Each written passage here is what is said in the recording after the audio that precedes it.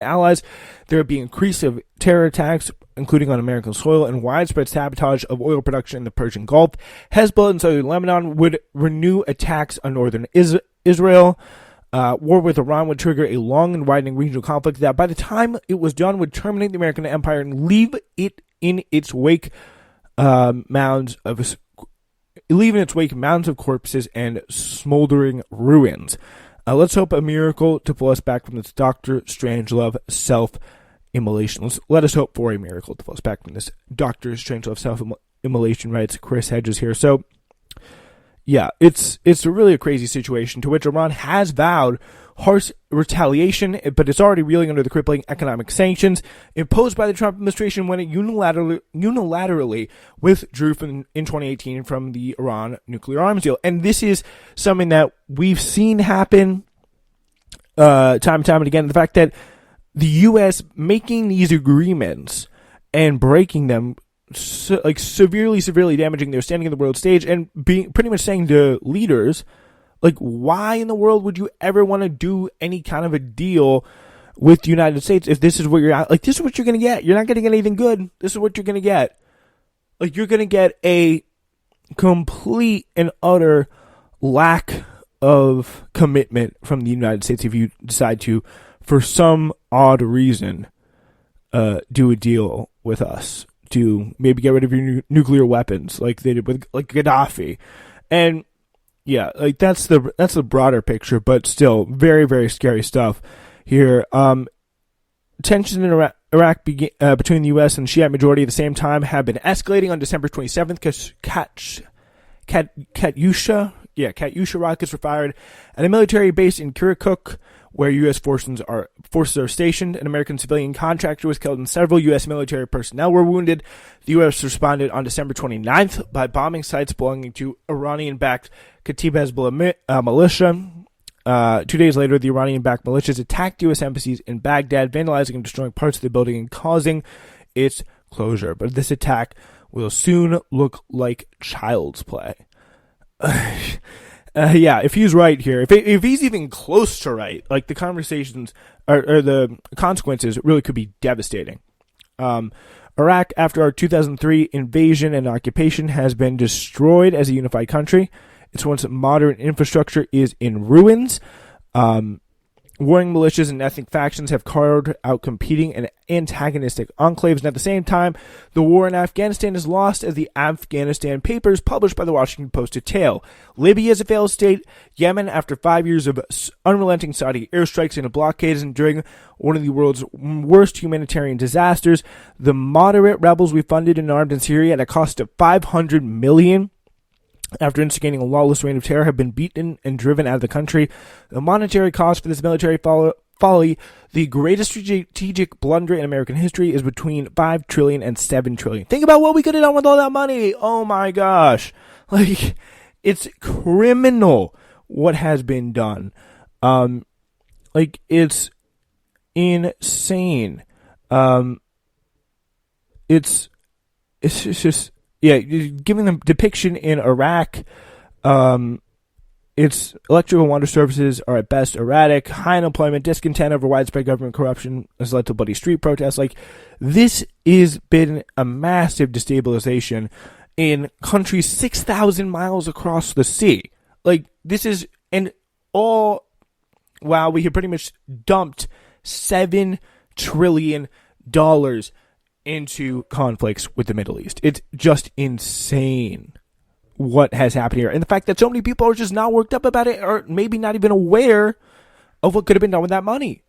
So, yeah, I do want to get into more of this here. So, why do we have to go to war with Iran? Why walk away from a nuclear agreement that Iran did not violate? Why demonize a government? I think this is questions that really a lot of people who are maybe not as informed on this are asking. Like, why now? Did they do something? I'm a little confused. Yeah, why demonize a government that is the mortal enemy of the Taliban, along with other jihadist groups, including Al-Qaeda and the Islamic State? By the way, Soleimani was helping us fight ISIS just, like, months ago. Like, and the 600 Americans he killed, he just didn't do it randomly. He did it when Iraq was being invaded by us. Like, it's kind of normal that a general does that during a war. I mean, I'm not saying like, oh, it's great that he killed those Americans. I personally think those Americans should have been at home or doing other things to help the country or serve the country if they want to be in the military. Like, not getting killed by this crazy guy. Yeah, it's really the reality of the situation that this is just another bad situation. And the question is, again, why? Why further destabilize the region already dangerously volatile? The generals and politicians who launched and prosecuted these wars are not about to take the blame for the quagmires they created. They need a scapegoat, and it is Iran. Hundreds of thousands of dead and maimed, including at least 200,000 civilians and millions driven from their homes into displacement and refugee camps cannot, they anticipate, the result of our failed and misguided policies. The proliferation of radical jihadist groups and militias, many of which we initially trained and armed along with the continued worldwide terrorist attacks, have to be someone else's fault. The generals, the CIA, the private contractors, and the weapons manufacturers who have grown rich off these conflicts, the politicians such as George W. Bush, Barack Obama, and Donald Trump, along with all the experts and celebrity pundits who serve as cheerleaders for endless wars, have convinced themselves and want to convince us that Iran is responsible for this catastrophe. The chaos and instability unleashed in the Middle East, especially in Iraq and Afghanistan, left Iran as the dominant country in the region. Washington empowered its nemesis. Like, they took out the two next biggest countries and made Iran number one. Iran has, for I think a long time, been our secret kind of top enemy in the region, ever since the religious revolution there, and we've done nothing but help them with these endless wars. That's a funny thing. It has no idea how to reverse this mistake. Washington does then attack Iran. Trump and Netanyahu, as well as Saudi Crown Prince Mohammed bin Salman, are mired in scandal. They believe a new war would divert attention from their foreign and domestic crises, but they have no rational strategy for war with Iran no more rational strategy for war with Iran than what they did for wars in Afghanistan, Iraq, Libya, Yemen, and Syria. European allies who Trump alienated when he walked away from the Iranian nuclear agreement will not cooperate with Washington if the U.S. goes to war with Iran. The Pentagon lacks hundreds of thousands of troops it would need to attack and occupy Iran. There's just not that kind of drive for it, and possibly, if, God forbid, anything does happen, maybe draft would be necessary, further alienating the American public, who, at least at last check, really is not into this war. But anyway, the Trump administration's view that the marginal and discredited Iranian resistance group, the Mujahideen, the good friends of the Mujahideen, which fought alongside Saddam Hussein in the war against Iran and seen by most Iranians as composed of traitors, is a viable counterforce to the Iranian government, is ludicrous. Like, don't let anyone come around talking about how the Mujahideen are going to be the saviors of the situation. They're just not. International law, along with the rights of 80 million people in Iran, is ignored, just as the rights of the peoples of Afghanistan, Iraq, Libya, Yemen, and Syria were ignored. The Iranians, whatever they feel about their despotic regime, would not see the United States or as allies or liberators. They do not want to be occupied. They would resist. We need to push back on that propaganda. Anyway, a war with Iran would be seen throughout the region as a war with Shiism. But these calculations that the ideologues who know little about the instrument of war and even less about the cultures or peoples they seek to dominate cannot fathom. Attacking Iran would be no more successful than the Israeli airstrikes on Lebanon in 2006, which failed to break Hezbollah and united most Lebanese people behind their militant group. The Israeli bombing did not pacify 4 million Lebanese.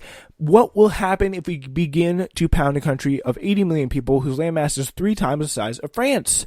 The United States, like Israel, has become a pride that sheds, violates, or absents itself from international law. We launched preemptive wars, which under international law is defined as a crime of aggression based on fabricated evidence. We as citizens must hold the government accountable for these crimes. If we do not, we will be complicit in the codification of a new world order, one that would have terrifying consequences. It would be a world without treaties, statutes, or laws. It would be a world where any nation, from a rogue nuclear state to a great imperial power, would be able to invoke its domestic laws to annul its obligations to others. Such a new order would undo 5 decades of international cooperation, largely put in place by the United States, and thrust us into a Hobbesian nightmare. Diplomacy, broad cooperation, treaties, and laws, and all the mechanisms designed to civilize the global community would be replaced by savagery. So, Yeah, that's Chris Hedges. And let's hope he's not right about that situation, folks. Let's hope he is not right. Here's another apocalyptic situation. Australia, where powerful winds and sweltering heat on Saturday combined to intensify catastrophic bushfires across Australia, forcing more than 100,000 people to evacuate their homes as firefighters struggle to contain the virtually unstoppable blazes ravaging large swaths of the continent. At least 24 people and an estimated 500 million animals have been killed by the fires, which scorched 6 million hectares of land since September. Canberra has reached 43.6 degrees Celsius, surpassing a new hottest temperature record for any month. The previous Canberra record were 42.2 degrees Celsius at the Canberra airport in 1968, and 42.8 degrees Celsius at the now closed Acton site in 1939. So that's from the Bureau of Meteorology and the Australian Capital Technology, and the Associated Press there. Australian authorities said that Saturday and Sunday are likely to be two of the worst days since the fire season began late last year. We are still yet to hit the worst of it. I don't know if you can get any worse than what's going on right now. According to CNN, 3 fires in the Omeo region in Victoria State combined overnight to form a single blaze bigger than the New York borough of Manhattan. Angus Barners, by the way, Australia, for those of you who don't know, is around the size of the United States. It's around the north-south distance from Texas to the Canadian-United States border, but I don't think as wide east to west, if you put it that size geographically. Angus Barners, an incident controller at the Rural Fire Service in Moria, North South Wales, I think, or New South. No, it's not that. It's not that. I should stop trying to get at NSW. So we can't stop the fires. All we can do is steer them around communities. And you've seen the pictures. This entire sky has turned this deathly shade of orange. This is from the BBC. And it's really, really disturbing. Prime Minister Scott Morrison, I love how they got this guy, Scott Morrison, who has faced fierce criticism from residents for failing to take sufficient action to confront the blazes, announced 3,000 Australian Defence Force Reserve troops to Saturday to help fight the devastating fires. Defence Minister Linda Reynolds told reporters that it's the first time reservists have been called up in this way in living memory, and I do believe for the first time in our nation's history. So, very disturbing there. And again, this is just, it's another example of just the craziness that we're getting in this world. It just feels like more and more apocalyptic by the day. Anyway, those reports there from Common Dreams. Another Common Dreams report here. This is pretty interesting. Almost immediately after the United States assassinated Iranian General Qasem Soleimani in a drone strike Thursday night, major American weapons manufacturers and their defense contractors, from Northrop Grumman to Lockheed Martin and Raytheon, saw their stocks surge as investors sense the growing likelihood for another costly and deadly war in the United States, which means money, money, money, money, money. I would play that song if I could, instead of forcing you to listen to me sing it. But according to the New York Times, Northrop Grumman's corporation stock jump 5.4. This is again the Los Angeles Times here. The S&P aerospace defense industry climbed 1.8% on Friday. Give more specifics. Northrop Grumman jumped 5.4%, based in East Falls Church, Virginia. Grumman makes such aircraft as the B-2 bomber and the upcoming B-21 bomber, and is the sole bidder to build the next generation of intercontinental ballistic missiles. Awesome. AeroVironment Incorporated advanced 6.9%. The Simi Valley company makes small, short-range reconnaissance drones that U.S. soldiers use. The increase in troop deployment in the Middle East could mean more business for them. And shares of Lockheed Martin, which makes the F-35 fighter jet, climbed 3.6%. Missile and radar technologies made the Raytheon maker Raytheon Company's stock rose 1.5%. So it's just absolutely crazy that these are just, it's like, this is literally, we have a system where people can profit and make tons and tons of money off of war. And these people not only control the media,